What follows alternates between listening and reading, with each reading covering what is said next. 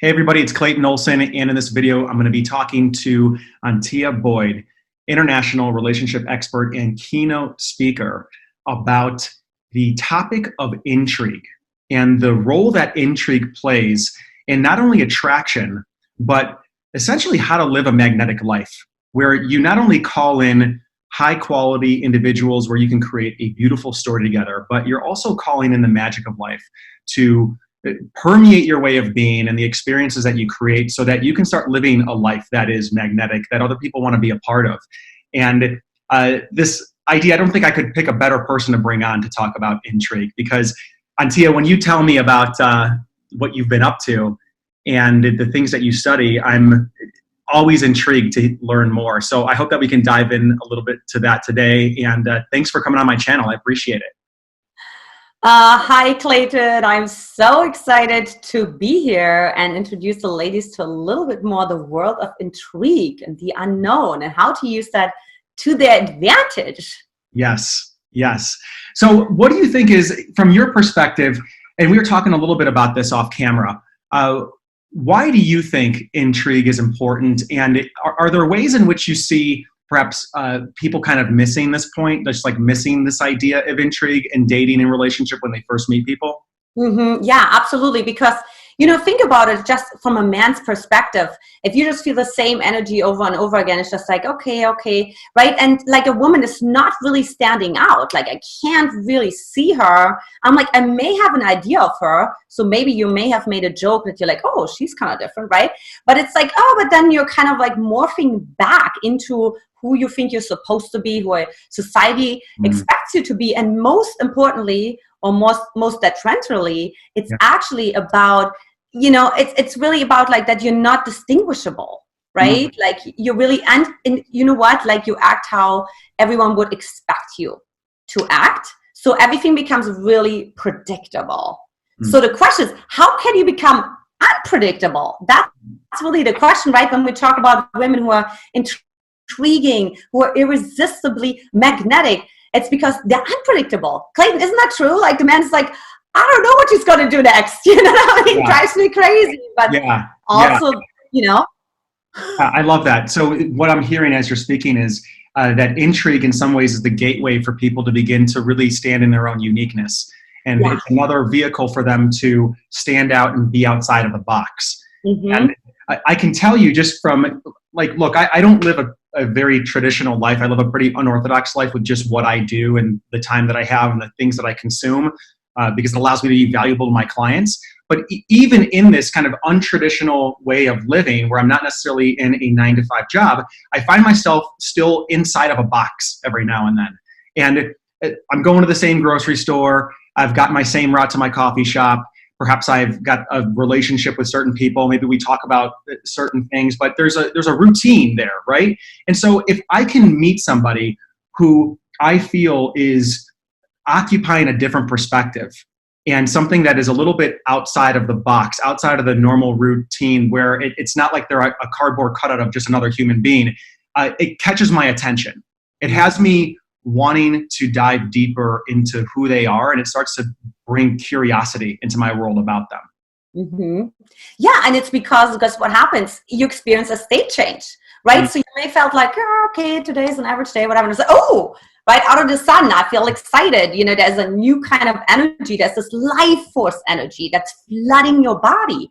And you're like, give me more of that. Because men by themselves, they don't know so much about this life force energy. So it's really kind of like the women's job to be more visible and bring that more to the table so the man can eat more of it, so to say, or like drink of it. Yeah, bask in the glow of it. Bask in the glow of it, of course. And it's really interesting because what's important is, and I will really say something important now, is that like a woman allows herself to bask in her own glory. And what that means is like, like maybe, I don't know, Cleopatra comes through her. Maybe an archetype comes through her. And I was like, I'm in Cleopatra right now. And you're like, wait, where did that just come from? So it's almost like really getting into a place where she surprises herself. Where she's like, wow, oh, that's interesting. So it's not like something where you go into thinking and you're like, okay, like what could I be right now? Or how could I manipulate the man right now? But it's actually authentic. because it comes from the present moment and not who you perceive yourself to be. I love it. I love it. So if I was to just put like a summary to what I'm hearing you say in a sentence, it's learning to break the narrative of how you typically show up. Right. And so this idea of, okay, I'm going to embody this perhaps archetype of Cleopatra, or of a different type of energetic that allows me to experience life and people in a different way, just for fun, for the sake of just having fun and experiencing different aspects of ourselves. We suddenly start to see ourselves differently. We start to see others differently. And then therefore others start to see us differently. Absolutely. And we talk about 5D, and you might be like, 5D, what's that? It just means multiple dimensions. We just have different dimensions of ourselves. We have different timelines. And what that means is we have different identities. So you may feel like, I sometimes feel like a pop star, or sometimes I feel like a magician, but then I'm like, well, society would not allow me to do that. But for example, when you go on Instagram, I can pull out the women who have certain archetypes based on the designs that they use. Right? So it's already coming through us. So why not express it in a way that's so visible to the man that is like, I want to play a little bit more with this wizard or this magician or this, whatever, whoever you are. And then maybe asking the man, like, what are you besides Clayton? Yeah. Right? Yeah, totally. I get it. So there's a question that's coming up, and I've often thought about this because I think the positive aspect that I'm hearing you talk about is being able to have flexibility in how you're showing up, being able to bring a certain sense of fun and creativity to your life. And this is not at the cost of authenticity. Right? I just want to put that out there. This is not necessarily like, I'm ashamed of being who I am, so I'm hiding that, and therefore I'm putting on a new image that's not actually me. Right? This is like, how would you differentiate that? Just so for anybody that's listening, thinking, well, that's, I am who I am, and somebody should accept me for exactly who I am, which is maybe an inside the box, routinized person. Like, well, how would you answer that question if they're saying, I don't want to be inauthentic? What I would say is like, well, think of Halloween, right? Like usually you pick some sort of costume that's sort of like an alter ego of you, but it's still you, but it's maybe you don't have that courage to step into that. And Halloween is like a socially accepted day to step into your archetypes. Yeah. And I would really say, just really think about like what wants to evoke itself through you. Like when you go into anger, like what is coming through you? Is it a dragon? Is it a lioness? Like what kind of other tonality? And I promise you, every time when I ask a woman, she has an answer to that. It's just nobody allows themselves to ask those questions. But we all have that connection to themselves. And you know what? When you said that authenticity, that's what I wanted to add on to. It's really about liberation, exploration, and it is really authenticity. It's who you are in that moment.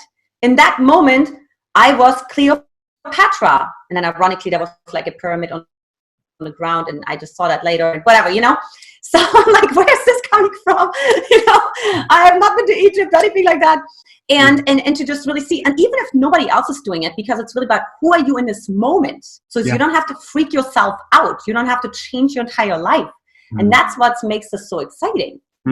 Okay, so here's the connection that I'm making, and that I'm really appreciating about this. When you say it's about liberation, it's not about inauthenticity, it's about liberation. Because what you're saying in some ways is that, look, at the core, this is who we are, is we are all of these things. We are all of these different types of energies that flow through us. And being inauthentic is actually not having the courage to express those things as they're coming up.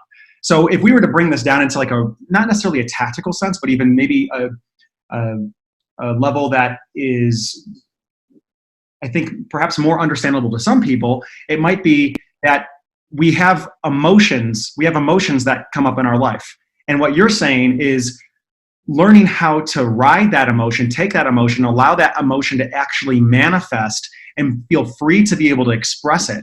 And that when we talk about this fullness that you spoke to earlier, it's almost like a woman's ability to allow herself to express this emotional experience in all of the different shades of color is the thing that becomes intriguing and magnetic to the guy. Mm-hmm. Mm-hmm. And think about it this way, Clayton, because I can already feel the women sitting on the seat. I'm like, oh my God, right? And yes, do you have to go for an ego death? And ego death literally just means you just let go who you perceive yourself to be. You can't really lose who you really are, because that will actually be expressed more through you. But maybe if you always were stiff and rigid like me, because I'm originally from Germany, so you wear half of your closet is black, and then out of the sun you're wearing color, it's going to feel differently, and it's going to feel uncomfortable.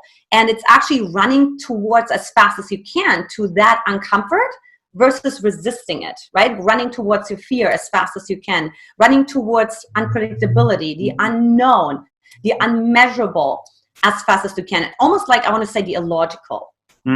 Okay, great. Now, so this is, we're transitioning into the conversation to something that I think is incredibly important here, because what you're now starting to talk to is we're pointing in the direction of if someone is wanting more of this liberation in their life, they're wanting to be more expressive. They're wanting, let's just say, to break up boring dates. I can't tell you how many clients I talk to that are just like, God, dating is exhausting.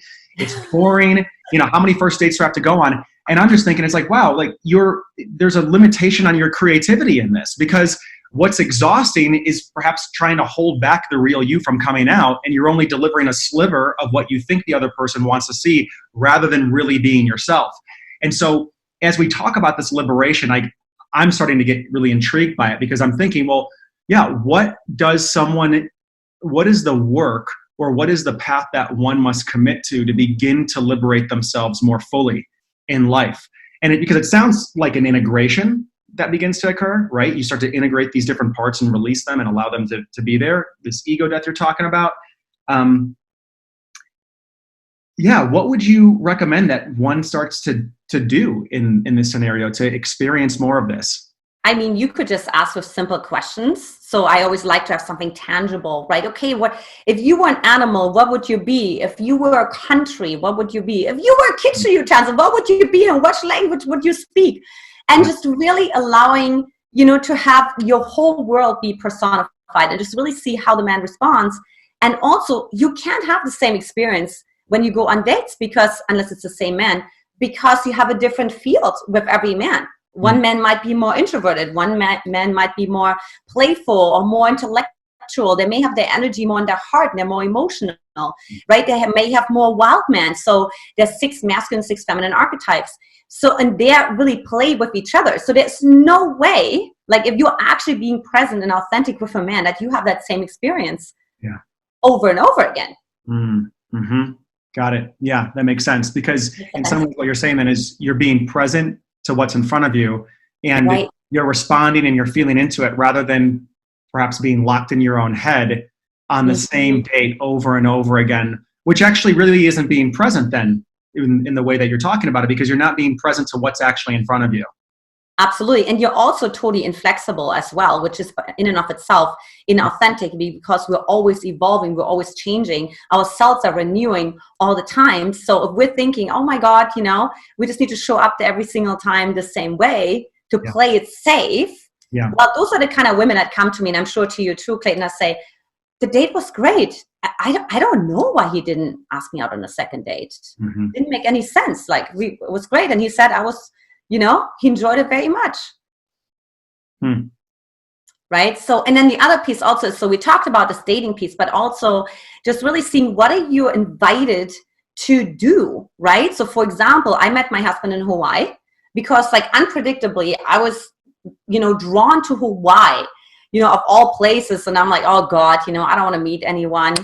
And so, but I followed that. So it was very unpredictable. It was not something that I was normally doing, just going by myself somewhere and lived there for the whole summer, right? And just really listening to that versus going with logic and saying, oh, let me see where my friends are going, or, you know what I mean? Or I don't want to meet someone right now, so maybe I just should go in a monastery. And it's a little extreme. But you know what I mean, right? I just really did something unorthodox in a way, like going somewhere by myself as a single woman was not something wasn't really used to when it comes to vacation.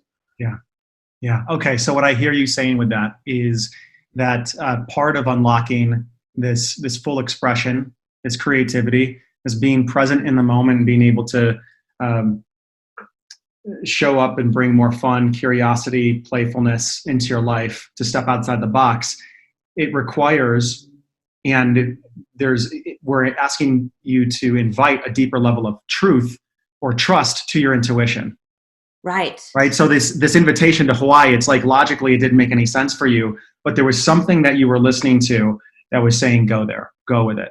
And so that the more that one is able to begin to really listen to their intuition and trust that life has a message, life has an invitation that it's calling you into, and you start to say yes to it, you start to see more and more doorways and new opportunities open up. And you start to step outside the box of being you. Totally, exactly. Because you have to really go with resonance, which is going to be the hardest thing, Clayton, because, we're so used to going with what's logical and what makes the most sense and so on and so forth, right? We have all those like unwritten codes from our family constellations and our agreements and things like that. And then out of the sudden, we're like, well, this resonates. It is not the perfect time for it. And, actually I have a lot of momentum right now, so it doesn't make sense. My husband and I, we went on a world trip last year, and it was not exactly the perfect time to go on a world trip. And we're like, this is it. Like, we just, the house was gone overnight. We just like, we found someone new for it. And so everything was so in the flow. So really paying attention to what's in the flow and what you really want to do, and to go for it and to do something it's kind of like really jumping off the deep end and not waiting until you get pushed. Like, let the vision pull you. It's much more comfortable. You know what I mean? Because you're going to get pushed anyways eventually. So why not have the vision pull you, and you have more choices. Yeah. I hear you talking about, in some ways, maybe not conquering one's fear, but having a more graceful relationship with fear. Yeah, so exactly. When it comes up, you're not allowing it to constrict your life and close you down and have you not take risks anymore. But it's leaning into those things that are uncomfortable and continuing to expand. Exactly. Ultimately builds the intrigue and builds the curiosity and the playfulness and the openness to all of the world that is within you, that you can then put forth on a date or with a partner. Yeah, and anywhere in life. And I just really want to say that it's not like to manipulate a man to be into you, because this continues. My husband and I, we do shadow ceremonies every year, really the day of our wedding vow renewal ceremony, which is super uncomfortable. What is a shadow ceremony? Okay, let's talk about it. So shadow ceremony is like admitting to each other, what are you the most afraid of now, right? So like when we got married, he was actually saying his fear was about to be trapped, which is pretty normal because he was a recovered avoid attachment style. He's also a lot of secure in it too. And for me, it was not being good enough. And it was so powerful to acknowledge that. And then to actually allow everything to unfold. That's also 5D, living in 5D and just really leaning towards that. And so now every year changes, of course. But what it does, it like really, it really acknowledges the shadow and the light, the good and the bad, because I don't care how much in love you are. I feel like after 6.5 years, I'm still honeymooning with my husband. Because I always get asked, so when did your honeymoon end? Like, it's kind of still going. But it's because we're always leaning into it. We're always asking the uncomfortable questions. So we're doing crazy things like traveling the world. And trust me, it wasn't all roses and wonderfulness. If you think like, oh, that's a dream come true. Yeah, think again. We can do another video about that. Yeah. But I appreciate you saying that too, right? I mean, because it's a healthy relationship that's lasted 6.5 years. That seems like the honeymoon phase hasn't ended. I think it's important to land. It doesn't mean that it's free and clear of problems, and probably moments where you're like, am I actually with the right person? Not so much that, but just really like that you feel like really triggered and you're like, okay, like the ego is really, like I just really gotta. Beautiful. You never questioned whether you were the right person with him. Nothing shook that because of the commitment.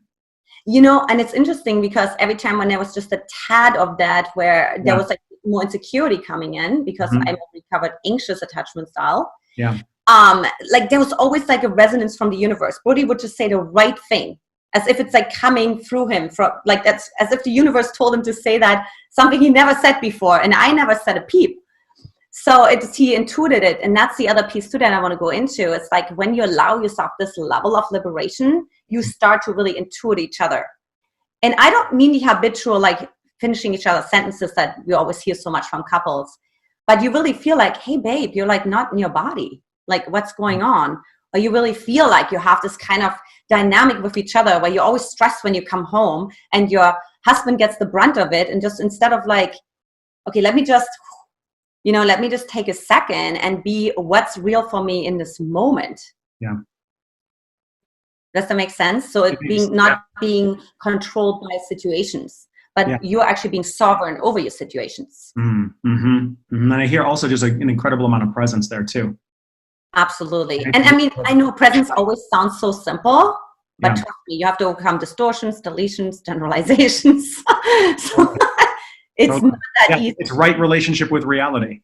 Absolutely. Absolutely. Yeah. And then it's really about reality creation, because at some point you realize you can create anything you want. Once you let go of everything having to be predictable or who people think you are, or if it's measurable, or if it makes sense in your sequence, you can just quantum jump. I love to quantum jump and just surprise everyone, and including myself. I'm like, really? Like looking in the mirror and thinking, I can't even recognize myself anymore. That's what's possible when you live in 5D, when you date in 5D, when you have a relationship in 5D.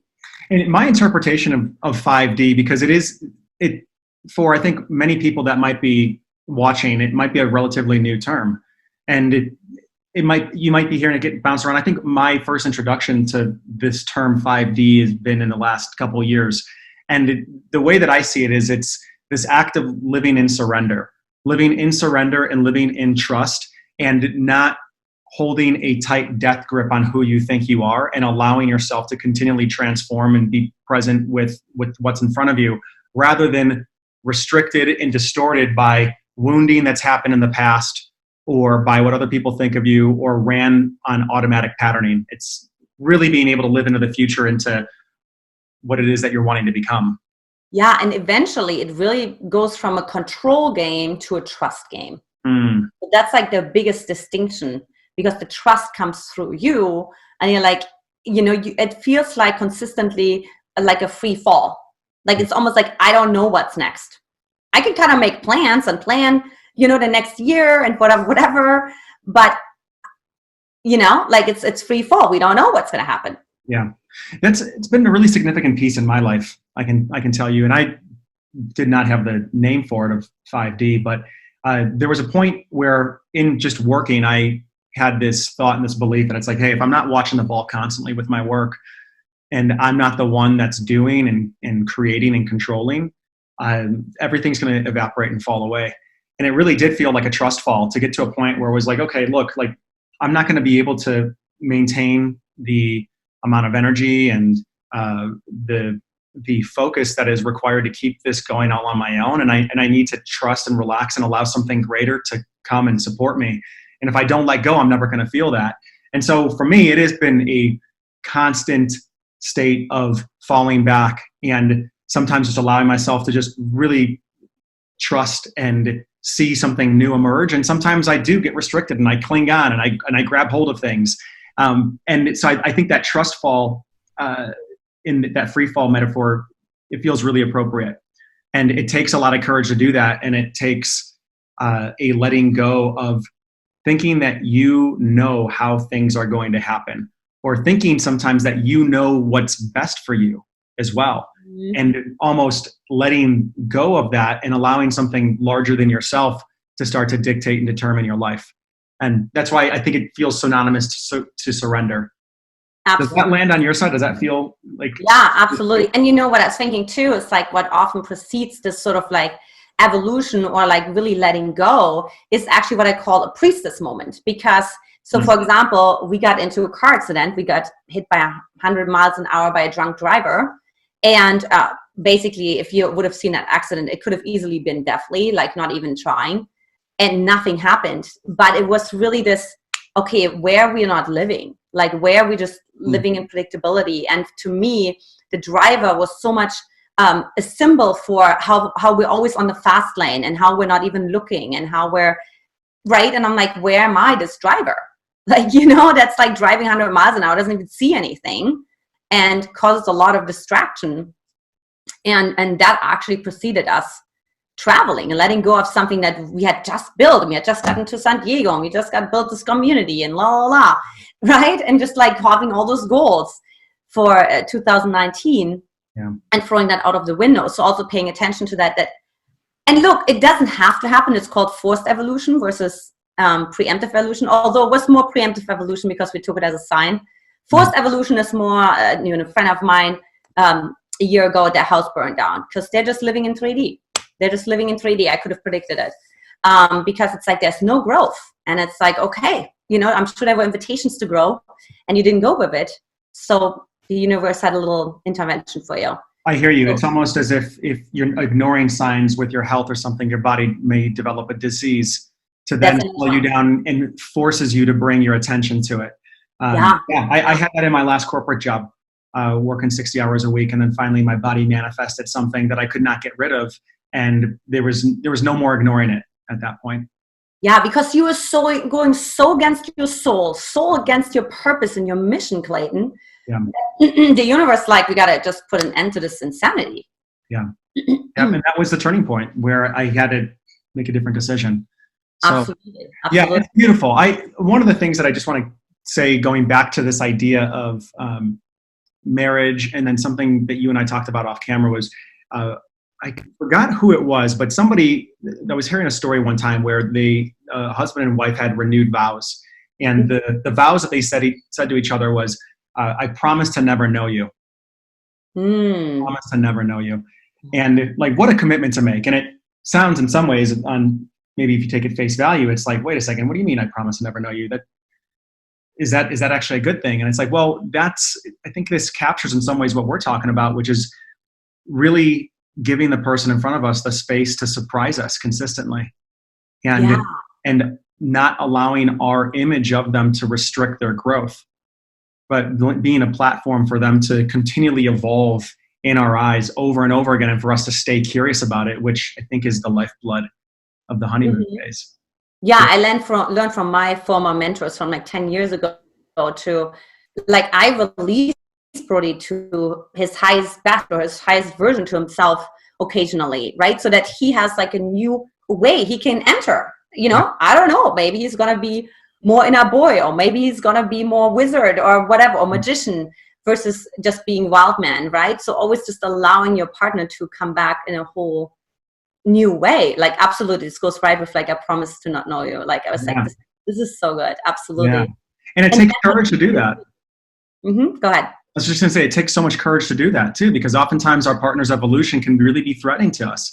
So we may think, well, God, where do I stand? Are they going to grow out of me? And in that case, it's like, if we can surrender and allow that to happen, then we grow as well, rather than holding on and gripping on and trying to limit them. Because I see so many relationships end that way too, is we feel like we outgrow our partners, and we feel like we can't be our full selves with them anymore. Right, exactly. Yeah, and it's so interesting, right? Because it's actually not about like exactly who you grow into, but the fact that you grow. Because remember, we talked about that life force energy, that as a woman, it doesn't matter if it's like you out of the sudden start to rap or to paint or whatever, but your man will just feel like, wow, there's out of the sudden this life force energy. Girlfriend, go for it. If you love your Tupperware parties, do that, if that's what gives you juice, because the man is just whatever makes you feel alive, because it makes him feel alive. And so often we forget that, right? And then the relationship slowly dies. And people always think if they hold up on it and if they control it, then they can somehow avoid it. And I think it's inevitable that it will break down. Yeah. Yeah. So that's such a great point as we wrap this up, Antia, is this, where are we limiting our own life and not feeling alive? And how can we, if we want to become intriguing to the opposite sex, how can we make life intriguing, and how can we turn ourselves into an intriguing venture for us, so that we can bring more life, attention, and presence to that? And I think I've heard this before, that human beings are tuning forks. So whatever emotional experience we're having of ourselves, it's going to get transmitted to the person that's sitting across from the table from us. So I love that as a final message of just, finding places to become more alive and really use that as the compass. I love that. Yeah, because we're really sending those transmissions to each other all the time. We have our antennas up. And so that's why I said nothing can ever be the same. It's not possible. Right. Beautiful. Well, any other closing thoughts on this topic before we wrap it up? Yeah, I feel like for the women, there's so many women out there. And if you watch this video, you're one of them, I know, that feels like there is more out there. So whether you're actually in a marriage, in a relationship, or you're single, but you feel like there is just more, right? That's the invitation, is asking yourself, what did I always wanted to do? I don't know. Maybe I wanted to always move to Italy and buy, you know what I mean, a house in the country and paint. You know what I mean? Like maybe I wanted to always make jewelry. I have a friend who's a therapist and makes jewelry now on the side, because that's what really juices her up. So really letting go again of what it is, and then allow life to surprise you with that man or with that relationship or with that new, you know, initiation almost of your marriage that's beyond your wildest dreams. Beautiful. Yeah. So much trust, and trusting the different pathways to reveal new and brand new experiences for us, whether that's a relationship or those things that are deeply inspiring. Absolutely. Well, anyway, if all of you watching this are intrigued, we've accomplished our goal. And there's also a summit that Antia is going to be hosting coming up here in the next, couple of weeks. Is that right? Yeah, so we're launching January 20th. Yes. And I am a part of that, along with another 20 or so. Yeah, like about 25 or so other experts. Yeah. And so I highly recommend that you guys check it out. I'm going to put a link below to that summit in this description. It's completely free. And Antia, any words on the summit that you want to just kind of land for the audience here? Yeah, I mean, it's really for single successful women who find themselves being anxious. Like, you know, business is great, but like when it comes to dating, you're feeling really that insecurity, and you're struggling with trust issues, and, you know, setting boundaries without that guilt, and being vulnerable without weakness, and just really everything we talked about today. If that really resonated for you, that's what this summit is all about. It's really dating without selling out on yourself, being your authentic self. Beautiful. So definitely check that out. The right man. Oh, the Wi-Fi kind of cut in and out there. Okay. So interrupt you. Yeah, but definitely check that out if you found this intriguing and you want to hear more of Antia and the other experts that she's gathered from around the world. So the link is below in the description. Antia, thank you for coming on the channel. I really appreciate it. I know we've done some other interviews in the past, and I've always enjoyed your company and the dialogue that comes forth. Absolutely. And I mean, I'll put my YouTube channel below as well. So if you want to follow me there, would love it. Awesome. Definitely click those links, and talk to y'all later. Thank you, Clayton. Bye-bye.